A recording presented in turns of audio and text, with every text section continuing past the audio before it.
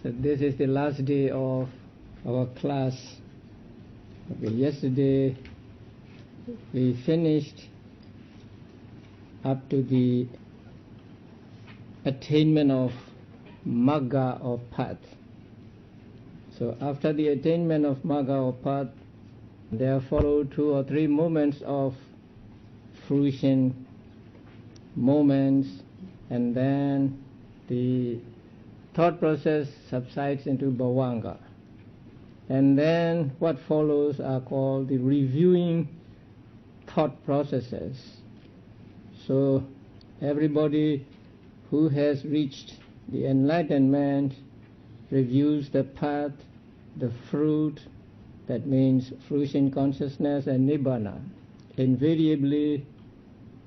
And regarding the defilements destroyed and defilements remaining, he may or may not review. Now I want you to understand the moment of enlightenment with reference to the chart that was distributed long ago during the time we studied the 4th chapter.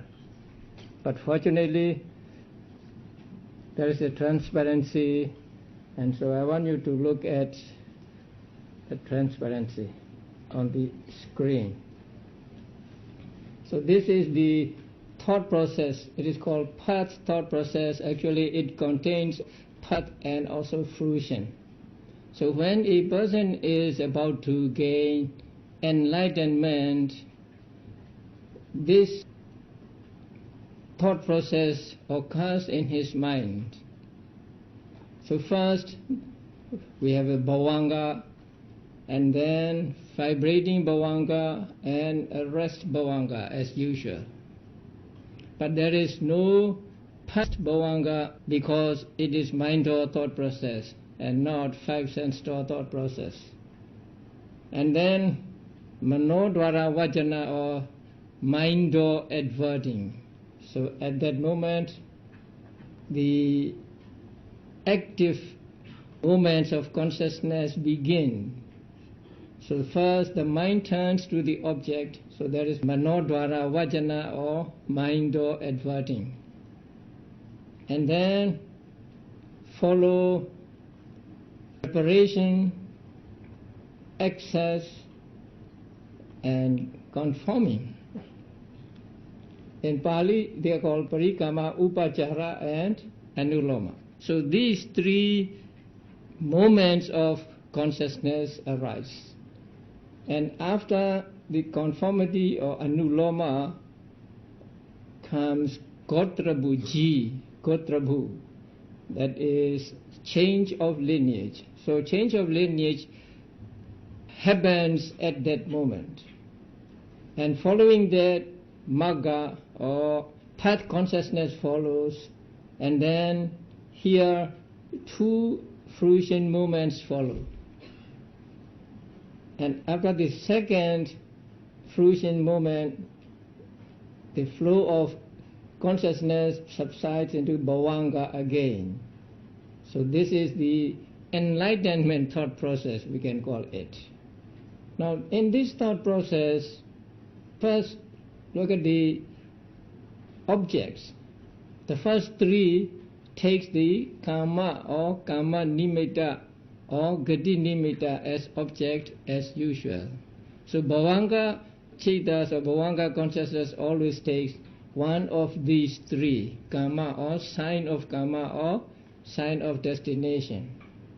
And then mind or adverting and others arise, and they take what are called miscellaneous formations. That means the object of vipassana meditation. So when you practice vipassana meditation, you take the mind as object or matter as object. And mind and matter are called here miscellaneous formations, different kinds of formations. Since mind and matter are conditioned by some other causes, they are called formations. So they take miscellaneous formations as object. So 3 moments following the mind door adverting, take the miscellaneous formations as object. Actually, they are the vipassana consciousness. Since they are vipassana consciousness, they take miscellaneous formations as object. And then Gotrabhu, or change of lineage, arises. But it takes Nibbana as object. Now, Upachara, Anuloma and Gotrabhu are actually wholesome sense sphere consciousnesses. Kama Vajra, Kusala Cetas. So, the four moments of Kama Vajra Kusala Cetas arise before the arising of Magga or the path. Among these four, the first three take miscellaneous formations as object, and G, Gotrabhu, takes Nibbana as object. And after it, Magga or path arises. And Magga takes Nibbana as object, and the following fruition movements also take Nibbana as object. So in this thought process, there is the difference of objects for different thought moments. In other types of thought processes, the object of all the types of consciousness in one given thought process must be the same. But here, the objects are different. Some take miscellaneous formations as object, and the others Nibbana as object. Now, Gotrabhu is called change of lineage. That means at that moment, a person is changed into a noble person. Actually, he will change as a noble person when he reaches the Magga moment.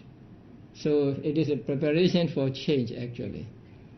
So from this moment on, that means beginning with Magga moment, he is called an Ariya or a noble person. So he changes from an ordinary or Puthujana to an Ariya or a noble person, and so it is called change of lineage. Actually, you have met change of lineage regarding the jhana thought processes also, but their change is from Kama Vajra to Rupa Vajra.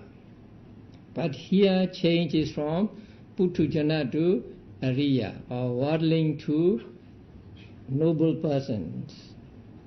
Although Gotrabhu takes Nibbana as object, it cannot do the function of eradicating mental defilements.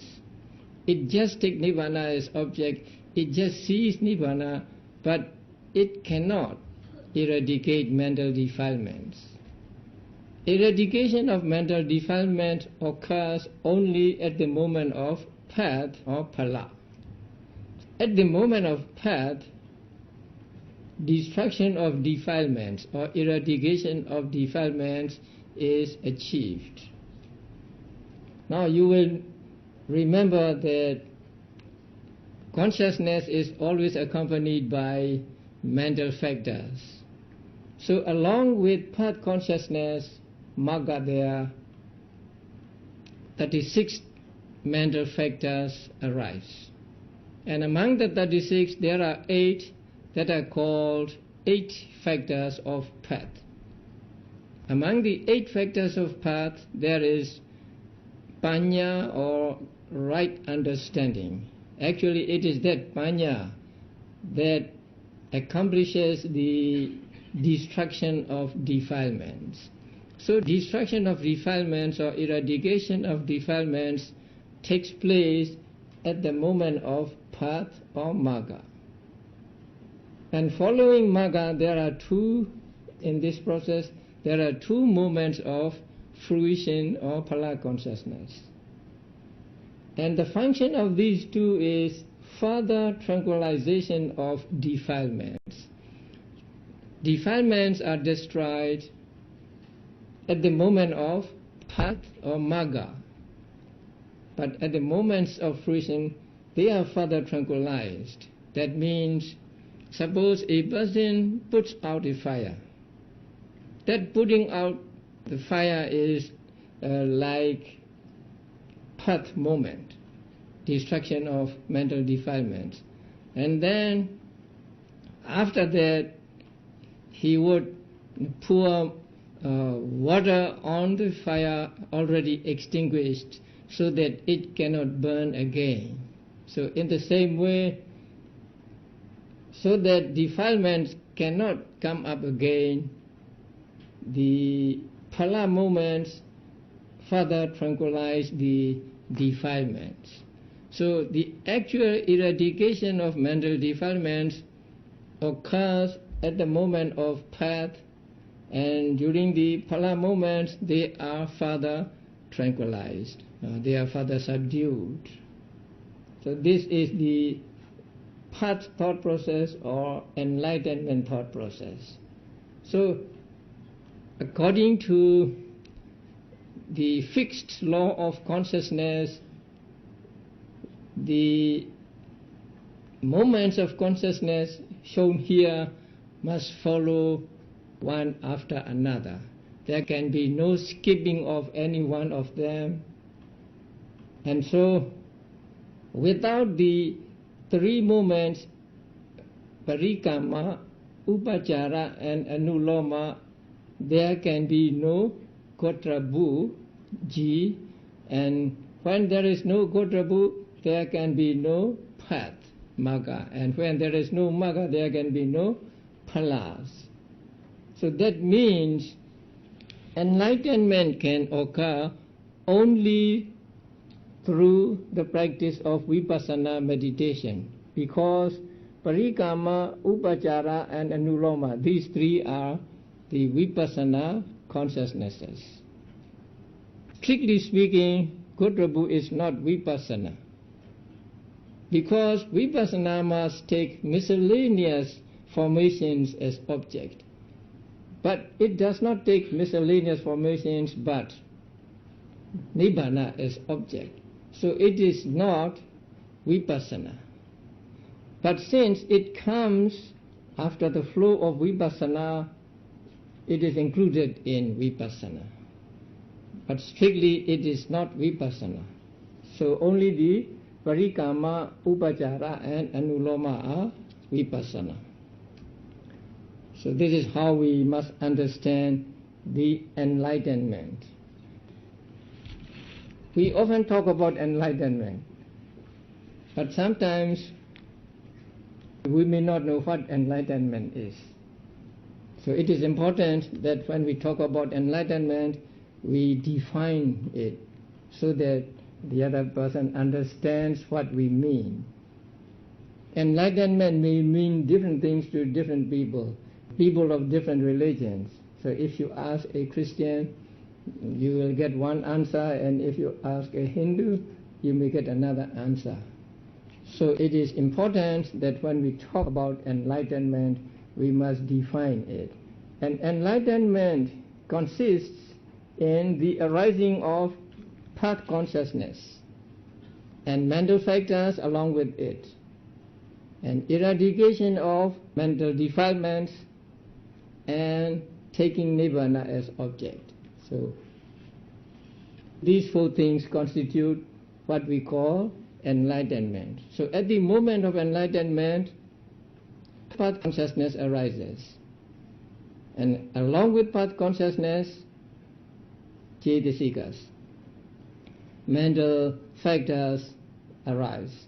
So among the mental factors, there are 8 factors of path, and then there must be the eradication of mental defilements, and the path consciousness must take nibbana as object. So only when it can take nibbana can magga consciousness or path consciousness arise. So nibbana serves as an object condition for the path consciousness. So a yogi must go through different stages of vipassana one by one. He must begin with defining mind and matter, and then discerning the conditions, and then seeing the three characteristics, and then discernment of rise and fall, and so on. Actually, these stages are logical sequence in the practice. Now you see the three characteristics, and then you become disenchanted with them, and then you want to throw them away, or you want to get rid of them, and then you make another effort, and then as a result you reach enlightenment. This is explained in Visuddhimagga with a very powerful simile. It is a simile of a person catching a fish. You may have heard of this as simile. So I will read it to you. Okay. Here is a simile. A man thought to catch a fish. So he took a fishing net and cast it in the water. And net here means not the net fishermen use. It is a basket like net. So he put it in the water. And then when he thought that he had caught a fish, he put his hand into the mouth of the basket under the water and seized a snake by the neck. He was glad, thinking, I have caught a fish. In the belief that he had caught a big fish, he lifted it up to see. When he saw the three marks, like poison marks on the neck of the snake, the three lines, he perceived that it was a snake, and he was terrified.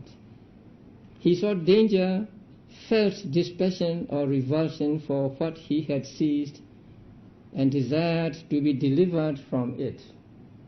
Contriving a means to deliverance, he unwrapped the coils from his hand, starting from the tip of its tail. Then he raised his arm, and when he had weakened the snake by swinging it 2 or 3 times around his head, he flung it away, crying, "Go, foul snake!" Then quickly scrambling up onto dry land, he stood looking back whence he had come, thinking, "Goodness, I have been delivered from the jaws of a huge snake." So this is a simile given in Visuddhimagga. Now the time when the meditator was glad at the outset to have acquired a person is like the time when the man was glad to have seized the snake by the neck. That means now we are born as human beings and we have this body. And we are pleased with this body, we are attached to this body, we are happy that we have this body. So it is like the man who thought that he has caught a fish. The meditator, seeing the 3 characteristics and the formations after effecting resolution of the compact into elements, is like the man seeing the 3 marks on pulling the snake's head out of the mouth of the net. So a meditator, during the stage of comprehending the mind and matter, he sees the 3 characteristics. So that is like the man seeing the 3 marks of the snake.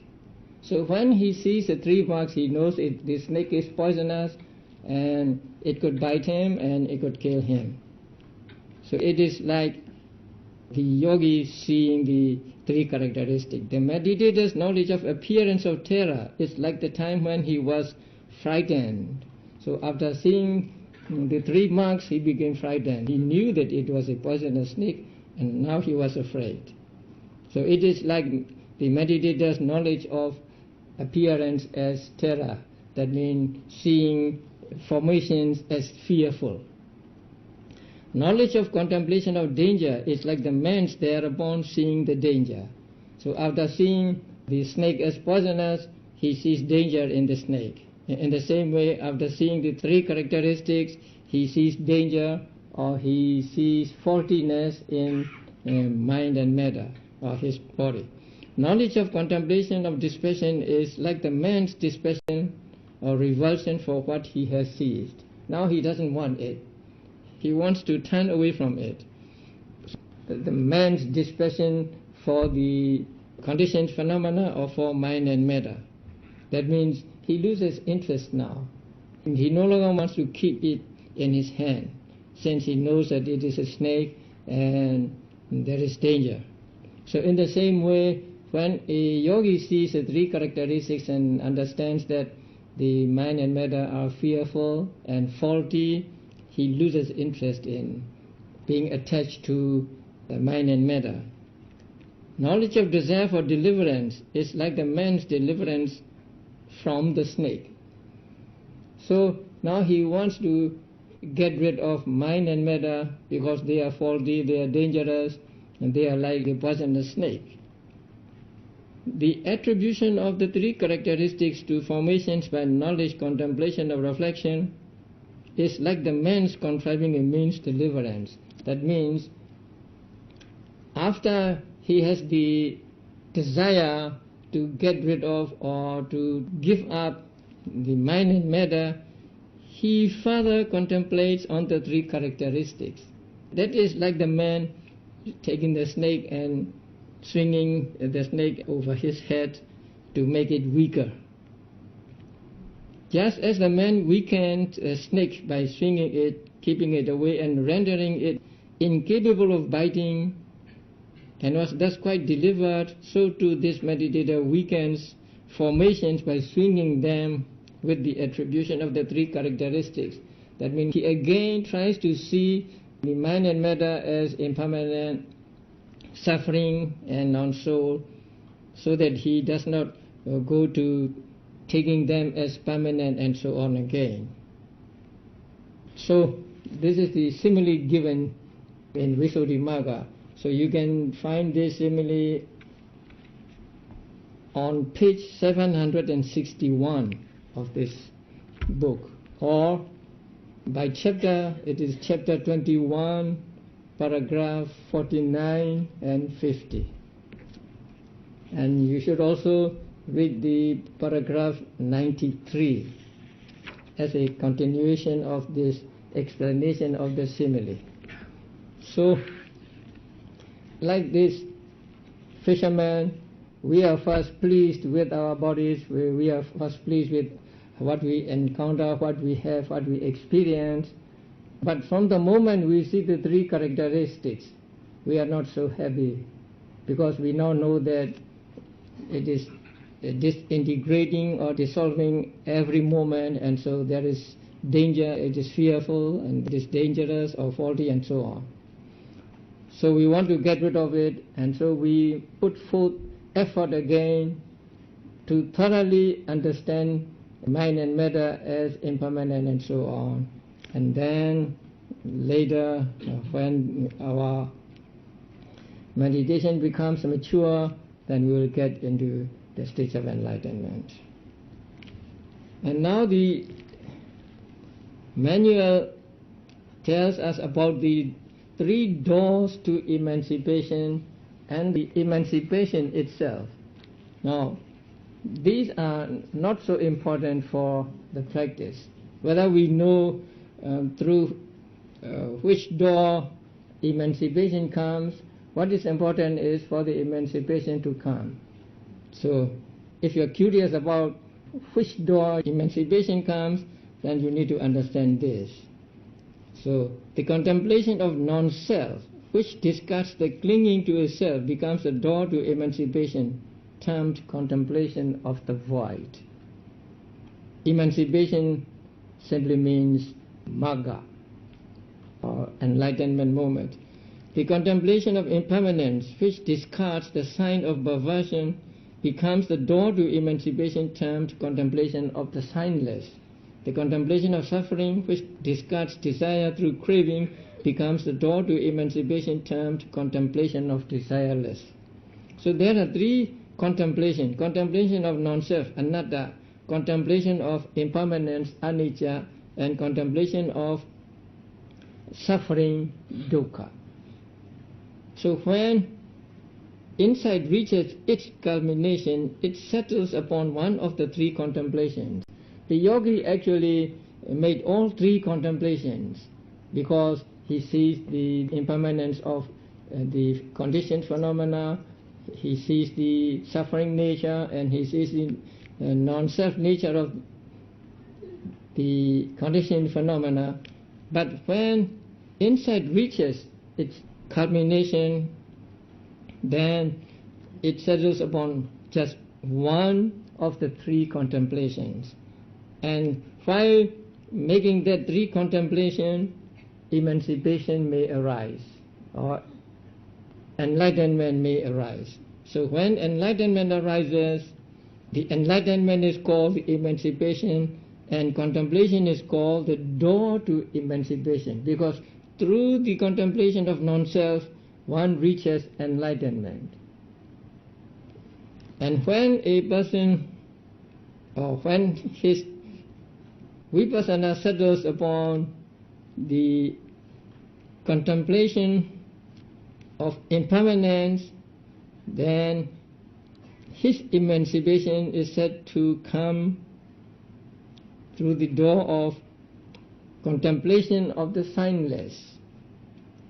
Contemplation of the signless means contemplation of the signs of perversion as permanence, stability and durability, which lingers over formations owing to the perversion of perception.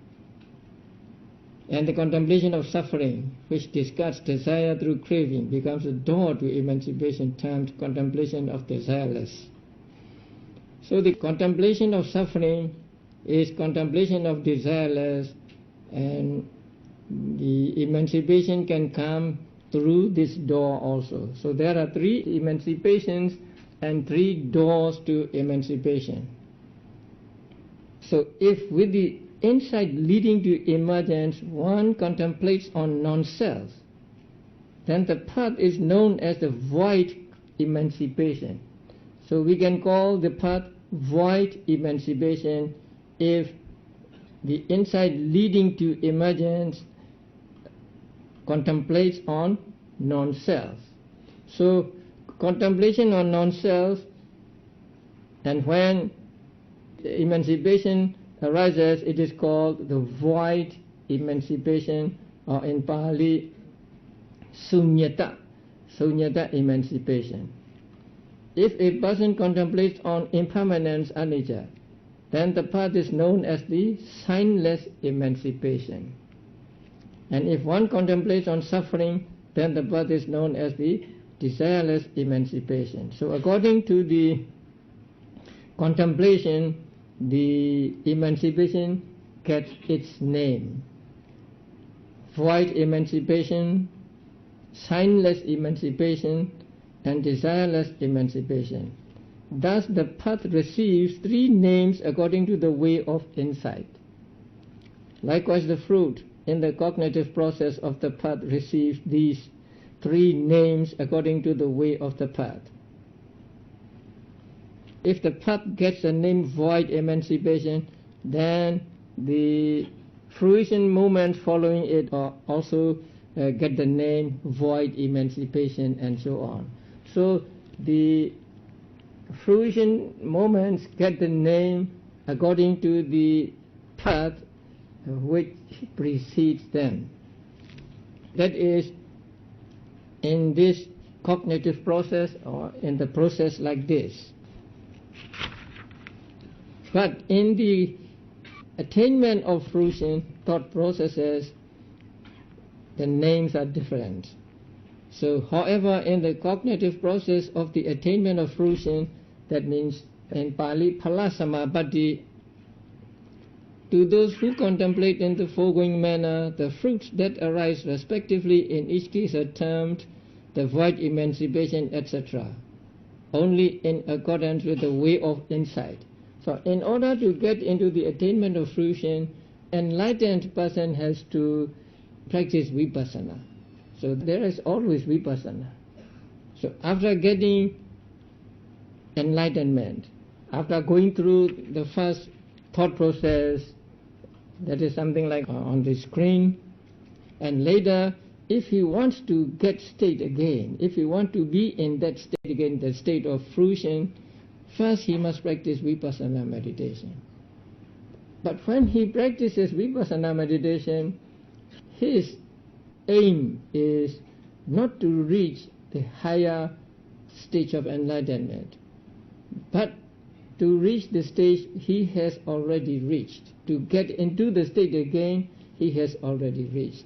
Since his direction is not for the higher stage of enlightenment, the outcome of his vipassana comes to the arising of the fruition moments which he has already gained.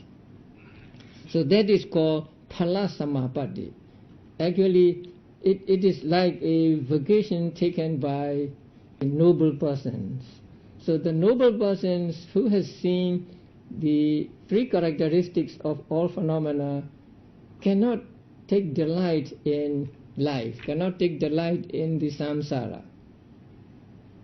But still they have this body and mind, and so they are subject to suffering connected with body and mind.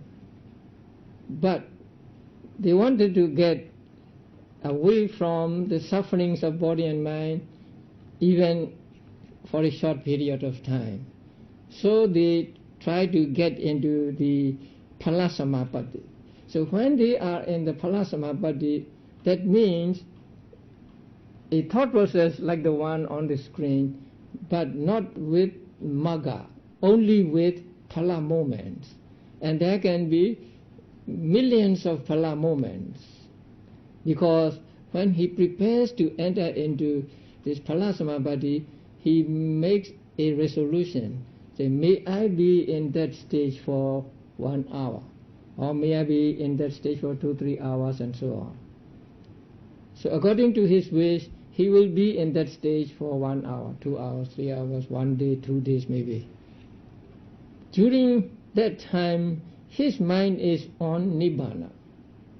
And nibbana is the most peaceful state, and so the consciousness that takes nibbana as object is also peaceful. So he experiences the highest form of peace when he enters into attainment of fruition. So that is why the noble persons try to get into phala samapatti or attainment of fruition as often as they can. So in that attainment of fruition, the name of the fruition is determined by the vipassana he practices immediately before. So the name of his fruition here is not dependent upon the name of the path he realized maybe some time ago or some days or weeks ago, but it depends on the vipassana he practiced to get into this attainment of fruition. So his original fruition may be, say, white emancipation, but if his vipassana is mainly on the other type of contemplation, like signless contemplation, then the name of his fruition will not be white emancipation, but signless emancipation, and so on. So the name of the fruition moments is different in the initial attainment of enlightenment and later attainment of fruition. Enlightenment thought process arises in a person, that means he has gained enlightenment. And there are 4 stages of enlightenment. So there are 4 kinds of enlightened persons. Now, having developed the path of stream entry, that means having reached the Sotapaddi Magga Citta, by abandoning wrong views and doubt, one becomes a Sotapanna. So, at the moment of Magga, 2 mental defilements are abandoned. One is ditthi or wrong view, and the other doubt or vicikiccha. So these two mental defilements are eradicated at the moment of path, the first path. So at that moment of first path, he is called a person at the path consciousness, and after that he is called a person at the phala moment, or he is called a person who has entered into the stream. So here stream really means the 8 factors. So once a person falls into these 8 factors, then one will go closer and closer to Nibbana. Just like if one falls into the current of the river, then one will be taken closer and closer to the ocean. So he is sure to reach Nibbana once he gets into the stream. And he is the one who has escaped from rebirth in woeful states. So he will not be reborn in hell, he will not be reborn as an animal and so on. And will be reborn at most 7 more times in the samsara. That means if he does not reach the higher stages of enlightenment. Suppose a person reaches the first stage of enlightenment here, in this life, and then he does not reach any more higher stages. In that case, he will be reborn in human beings, or he will be reborn as celestial beings, and so he may be reborn in these 2 realms for 7 times. And at the 7th rebirth, he will surely reach the higher stages of enlightenment and gain what is called parinibbana, the final cessation of suffering. So this is what a Sotapanna is. A Sotapanna eradicates wrong view and doubt, 2 mental defilements, and he has escaped from rebirth in woeful states. So he will not be reborn in the woeful state, and he will reborn at most 7 more times. But in the commentaries, it is also said that he eradicates envy and avarice, jealousy, and avarice is difficult to explain. It is intolerance of one's property being common to another. So that is what is called Maccariya in Pali, and Maccariya is translated as avarice. Now, I have this thing. I don't want it to be used by any other person. If any other person makes use of it, I don't like it, I'm angry, something like that. So that is avarice.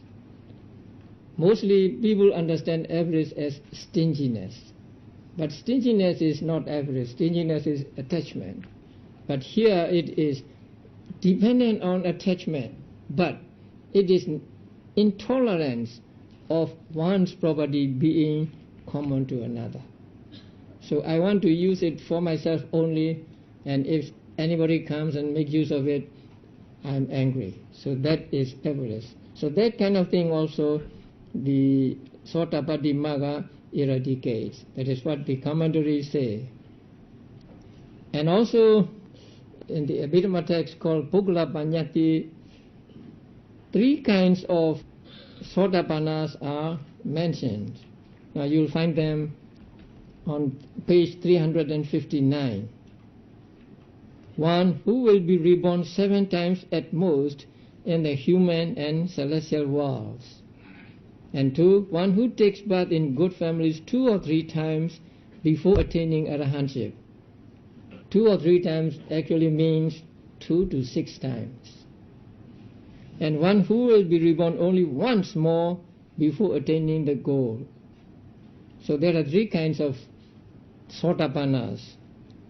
They differ depending on how strong their vipassana is. And also a Sotapanna is marked by scrupulous observance of the 5 precepts. That is also important. thing to note. If a person is a Sotapanna, he will observe the 5 precepts perfectly. He will never break any of the 5 precepts. That is, abstinence from taking life, stealing, sexual misconduct, false speech, and use of intoxicants. Now, a Sotapanna is said to have escaped from rebirth in the woeful states. We say that the doors of the woeful states are closed for him. But that is because a Sotapanna does not do anything, any unwholesome act that would lead him to rebirth in woeful states. Now, that also please note carefully. A Sotapanna is not reborn in woeful states because he does not do any misdeed that will lead him to rebirth there. If he does any unwholesome act that would lead him to woeful states, then he will be reborn there. Because sometimes people want to deceive other people. And they will say, I am a Sotapanna. So I can do drinking, I can do stealing, something like that. And I am immune to this. But that is not the case. You are never immune to this if you do these acts. Because it is a natural law that unwholesome karma will give you unpleasant results. So please note that a Sotapanna is not reborn in woeful states because he does not do anything that will land him in those woeful states. So a Sotapanna still has other mental defilements. He still has attachment, lobha. He still has dosa. He still has moha. He still has pride, and so on. But his mental defilements are not strong enough to lead him to rebirth in woeful states. So his mental defilements are not potent, say, to cause him to be reborn in the woeful states. After reaching the first stage, a person will try meditation again to reach the second stage. Suppose a person reaches the second stage. So when he reaches the second stage, the thought process is more or less the same. The only difference is, instead of Gotrabu, now there is what is called Vardhana, or purity. Because there is no change of lineage when a person becomes a Sakadagami or once returner. Because when he has become a Sotapanna, he is already a noble person. So when he reaches the second stage, he becomes a once returner, he is still a noble person. So there is no change of lineage here. So instead of change of lineage, that moment is called in Pali Vardhana, purification or purity. So that is the only difference. The others are the same. So when one has become a Sakadagami or once returner, with the attenuation of lust, hatred and delusion, he becomes a once returner. That means a once returner does not eradicate any more mental defilements, but he makes the remaining mental defilements weaker. So again, a once returner has lobha, he has dosa, he has moha and so on, but his lobha, dosa and moha are very, very weak, very subtle, and also these arise in him very infrequently. Because with the attainment of the Sakadagami Magga, he has weakened the mental defilements. He has made the mental defilements weaker. And there are said to be 5 kinds of once returner. So you may take them on page 361. One attains the fruit of once returning in the human world, takes rebirth in the human world, and attains final nibbana here, and so on. Among these five, only the fifth answers the meaning of once returner. Once returner means he come back to this life once. That means after dying from this life, he will be reborn, say as a human being or as a deva, and then again he will come back here. So actually, a once returner has two more lives, not one life. Although he's called once returner, that means he come back here once. In order to come back here once, he must go from here to there. So that is one life, and then he comes back to here, that's another life. So there are two more lives for a once returner.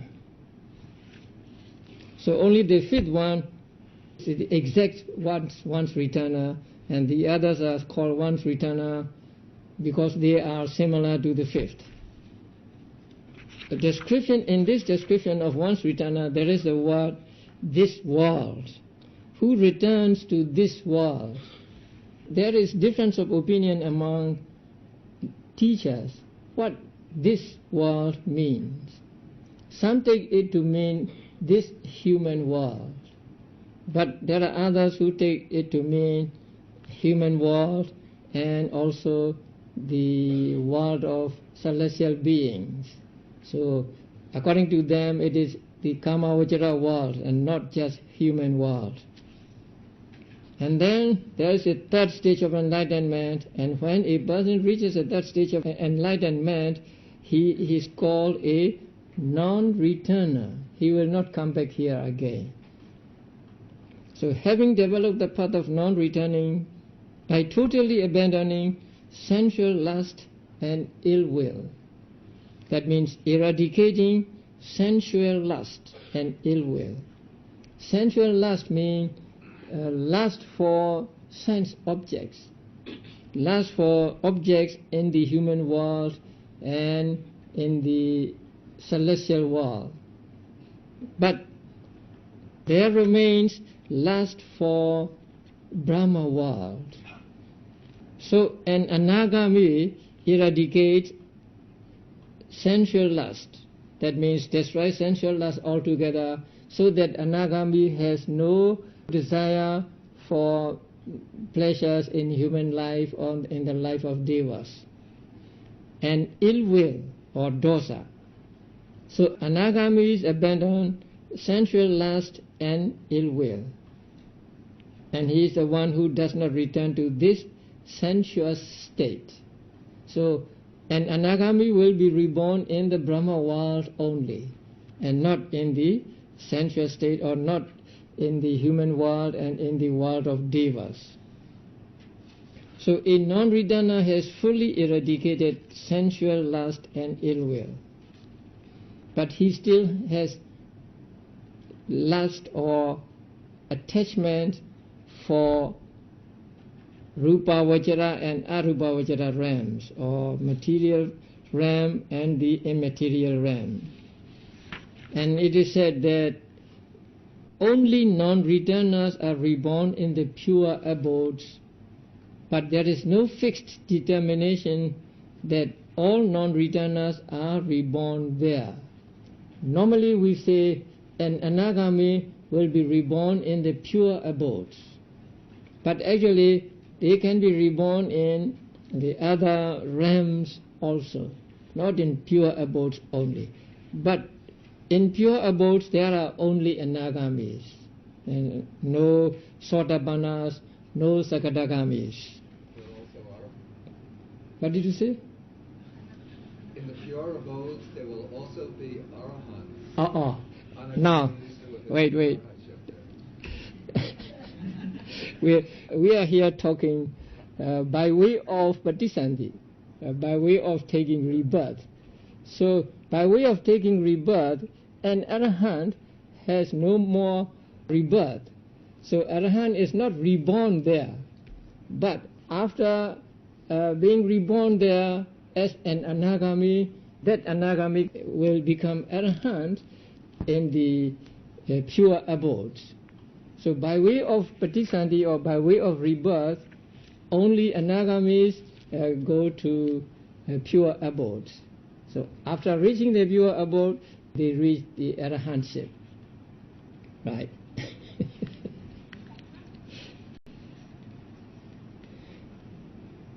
And also there are 5 types of anagamis given in Abhidhamma called Pokala Panyati. So they are the 5 mentioned here. Now we'll go to the arahant. When a person reaches the 4th stage, then he becomes an arahant, the worthy one, a person who is worthy to accept gifts from, say, other people. The gifts given to an arahant brings abundant results. And here, with the total abandonment of defilements, that means all the remaining defilements are eradicated at the moment one reaches arahantship. So all the remaining mental defilements, and they are very sudden and weak ones, so they are all eradicated on reaching the arahantship. And arahant is called a destroyer of the taints, because all taints, all asavas are gone. When he was an anagami, there was still avijja taint, ignorance taints. But when he becomes an arahant, he eradicates that taint also, and so there is no more taints for him, and so he is called a destroyer of the taints. Actually, here I think taint represents all mental defilements. So he is a destroyer of all mental defilements and a supreme recipient of offerings. That means he is the one who is most deserving to receive offerings, because offerings made to him bring abundant results. And arahant is said to eradicate 5 of the sanyojanas or robes. Now you know there are 10 sanyojanas. So there are 5 that ties one down to lower realms, and the others that tie down one to higher realms. So those that tie down to lower realms are eradicated during the lower stages of enlightenment, and the 5 ones that tie down beings to higher existences are eradicated on reaching arahantship. So when one becomes an arahant, there is no mental defilements whatsoever. So an arahant is not capable of being attached to anything. He is not capable of getting angry, not capable of pride, envy, avarice, and so on. So his mind is totally pure. So once I told a man that Buddha, as an arahant, was incapable of getting angry. However, beautiful object he sees, he will not be attached to it, and so on. And however great the provocation is, he will not get angry. Then he said, then Buddha was abnormal.